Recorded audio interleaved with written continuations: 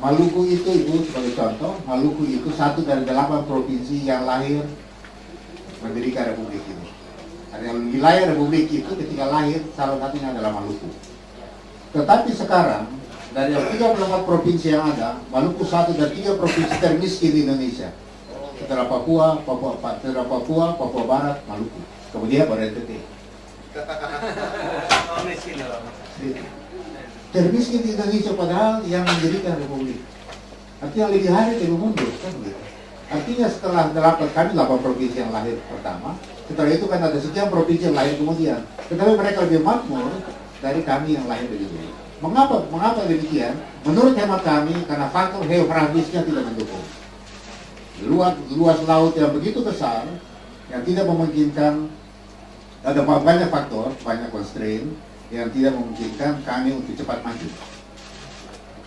Ambil contoh Bu, 6 bulan kalau musim ombak di daerah Maluku, kalau Ibu baca running text Metro TV, kapal-kapal dilarang berlayar di Laut Maluku karena ombak 5 meter, 4 meter. Itu bisa berlangsung 4 bulan. Artinya apa? 4 bulan itu ekonomi stagnan.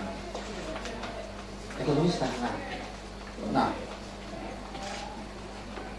yang kedua, pola pembangunan nasional kita itu orientasinya daratan dan disamakan dengan daerah-daerah kepulauan.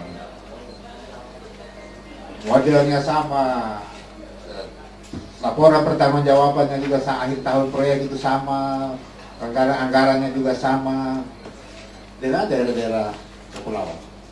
Padahal tingkat kesulitan kami jauh lebih tinggi. Nah, oleh sebab itu RUU ini lahir Ibu, intinya adalah untuk merubah paradigma pembangunan nasional kita. Yang selama ini sebagai negara kepulauan, tapi orientasi pembangunannya adalah ke daratan, kontinental. Oleh sebab itu kami ingin supaya daerah-daerah kepulauan itu arah pembangunannya harus orientasi ke lautan. Tadi pagi kalau kita baca ada satu koran nasional tadi pagi itu, di koran itu memuat 3 hal tentang kelautan. Yang pertama dikatakan, yang ketiga Bu, yang ketiga yang saya omongin beliau udah hafal Bu. Jadi saya jelaskan buat Ibu. Nah, yang ketiga, daerah-daerah kepulauan ini pada umumnya kaya, sumber daya alamnya luar biasa. Tetapi tragisnya daerah-daerah ini rakyatnya miskin. Menurut koran tadi pagi, FAO itu menurut analisis FAO, hasil ikan yang dicuri dari daerah kepulauan setiap tahun nilainya 30 triliun. Menurut FAO. 30 triliun itu kan besar. Nah oleh sebab itu, kalau baca isi rancangan undang-undang ini, intinya cuma satu, kami ingin supaya kami lebih maju, kami diberikan perlakuan yang khusus, kami tidak minta otonomi khusus, kami hanya minta perlakuan khusus, affirmative action dan sebagainya, tapi tidak melalui peraturan pemerintah, tapi melalui undang-undang. Pemerintah usulkan supaya pasal-pasal ini, itu yang kami usulkan itu, di RUU itu, dia nanti diatur dengan peraturan pemerintah dan perpres. Kami keberatan. Kami mau semua ini diatur dengan suatu undang-undang tersendiri. Sebab apa? Kami punya pengalaman buruk dengan peraturan pemerintah. Banyak undang-undang yang lahir, tapi peraturan pemerintahnya tidak pernah keluar, sampai undang-undang itu direvisi. Ambil contoh Undang-Undang 32 tentang pemerintahan daerah. Pasal 2 undang-undang itu tentang luas wilayah, itu penjelasan pasalnya tidak pernah dikeluarkan. PP tentang pasal itu tidak pernah dikeluarkan oleh pemerintah, sampai sekarang undang-undang direvisi sudah 8 tahun. Dan banyak peraturan pemerintah tidak pernah keluar untuk memberitahu atau melaksanakan suatu undang-undang. Oleh sebab itu kami tidak mau lagi. Saya kira kami kan tidak jadi keledai lagi kan gitu Pak Jo ya. Kami sudah punya pengalaman yang tentang itu. Oleh itu apa salahnya kalau ini masuk dalam satu undang-undang tersebut? Nah, yang terakhir kunci daripada ini semua adalah kenapa sampai sekarang pemerintah belum bersedia untuk membahas itu. Mestinya hari ini sudah diserahkan daftar inventarisasi masalah. Tapi tadi Pak Jo bilang, Pak Alex besok kita lobby lagi ya. Saya bilang, pas kita sudah lobby 3 kali. Mau lobby apa lagi? Kan putar-putar di situ saja. Intinya cuma satu Pak. Mari pemerintah kalau punya goodwill, ini soal goodwill, political will dan goodwill. Kalau memang pemerintah ini berniat untuk memajukan rakyat di daerah-daerah kepulauan, mari sama-sama kita bikin undang-undang ini. Tentu rancangan undang ini ada punya kekurangan, banyak punya kekurangan. Tapi mari, setiap undang-undang kan melalui negosiasi, pasal per pasal. Ambil contoh Ibu, saya ikut susul undang-undang otonomi khusus Papua. Saya ikut susul undang-undang daerah istimewa Yogyakarta. Dua undang-undang dan Aceh, termasuk undang-undang yang sangat krusial. Tapi toh kita bisa bikin, kelar. Jadi, ini soal niat.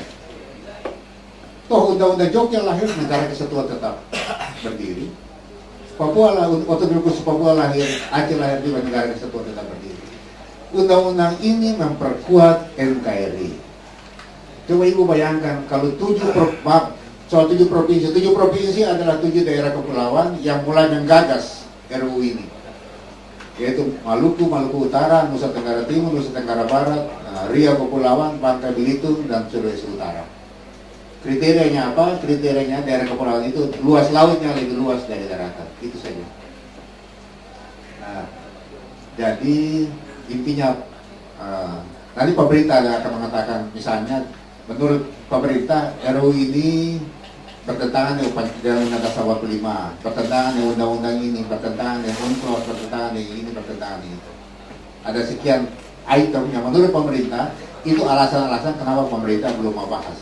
Tapi kami katakan bahwa pemerintah, kalau dikatakan bertentangan dengan Undang-Undang Dasar 45, coba tunjukkan bertentangan yang pasal mana. Kan gitu. Kalau bertentangan yang pasal ini, kita bisa jadikan undang-undang juga leg spesialis, undang-undang khusus. Lihat otonomi Aceh, otonomi khusus Aceh, lihat otonomi khusus Papua, lihat otonomi daerah istimewa Yogyakarta. Itu leg spesialis, undang-undang yang diatur dengan aturan-aturan khusus yang boleh berbeda dengan undang-undang lain. Tidak harus bertabrakan, tapi boleh berbeda. Jadi Pak Moderator, saya kira intinya itu kami bikin undang-undang ini supaya rakyat di 7 daerah ini bisa keluar dari kemiskinan dan keterbelakangannya. Ambil contoh Ibu, saya tambah lagi. Selama ini maaf orientasinya ke daratan, Ibu kalau lihat APBN, sebagian besar anggaran untuk perhubungan misalnya, bikin rel kereta api, bikin jalan tol dan sebagainya, itu hampir 10 kali lipat di daerah daratan dibanding infrastruktur perhubungan di daerah kepulauan.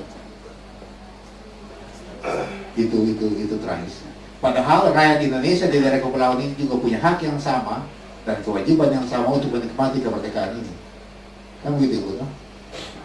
Apa bedanya kami di daerah-daerah kepulauan ini sehingga kami tidak berhak menikmati kebebasan dan kemerdekaan sekian 65 tahun ini?